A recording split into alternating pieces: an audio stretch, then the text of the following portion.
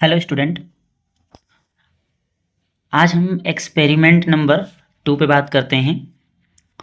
Experiment number 2 में आपका salt analysis का दूसरा एक्सपेरिमेंट है।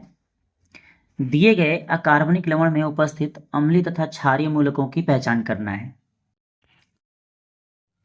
जैसा कि हमने पहले वाले एक्सपेरिमेंट में देखा था, आवश्यक उपकरण में सारे वही उपकरण रहेंगे: परखनली, स्टैंड, होल्डर, स्पिरिट लैंप, आसूत जल, बीकर, फिल्टर पेपर, कांच की छड़ आदि।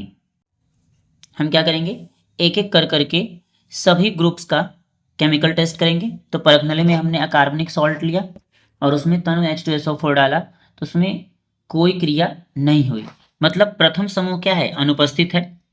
हमने सॉल्ट लिया और उसमें सांद्र H2SO4 डाला और उसको गर्म किया, कोई गंध युक्त गैस नहीं निकली, इसका मतलब द्वितीय समूह भी क्या है, अनुपस्थित है। हमने सॉल्ट लिया और उसको विलेन बनाया और उसमें HCl और BaCl2 का विलेन डाला, तो सफ़ेद अवक्षेप बना। इसका मतलब क्या है, उसमें सल्फेट ग्रुप पॉसिबल हो सकता है। सफ़ेद अवक्षेप को सांद्र अम्लों में घोलने पर सफ़ेद अवक्षेप अविलेय रहता है, अर्थात हमारा जो सल्फेट है वो ग्रुप क्या हो गया, कन्फर्म हो गया। अब हम बात करते हैं क्षारीय मूलकों की पहचान के लिए। क्षारीय मूलकों की पहचान में सॉल्ट लिया, उसमें NaOH ऐड करेंगे और उसको हीट करेंगे और उसमें कोई गंध नहीं आती है, इसका मतलब जीरो ग्रुप एब्सेंट है। फिर हमने मूल विलेन बनाया और उसमें तनु HCl डाला, कोई अवक्षेप प्राप्त नहीं हुआ, प्रथम समूह क्या है, अनुपस्थित है। विलेन के थोड़े से भाग में H2S गैस प्रवाहित करने पर कोई अवक्षेप प्राप्त नहीं हुआ, द्वितीय समूह भी अनुपस्थित हो गया।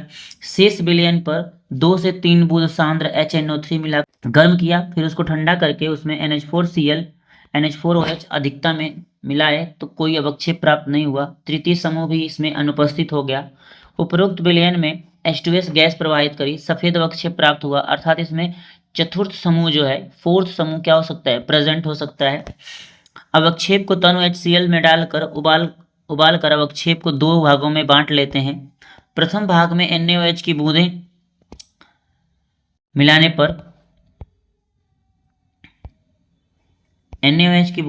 पर हमें सफ़ेद अवक्षेप प्राप्त हो जाता है, जो NaOH की अधिकता में विलय हो जाता है, अर्थात ये Zn2 पॉजिटिव जिंक आयन हो सकता है। द्वितीय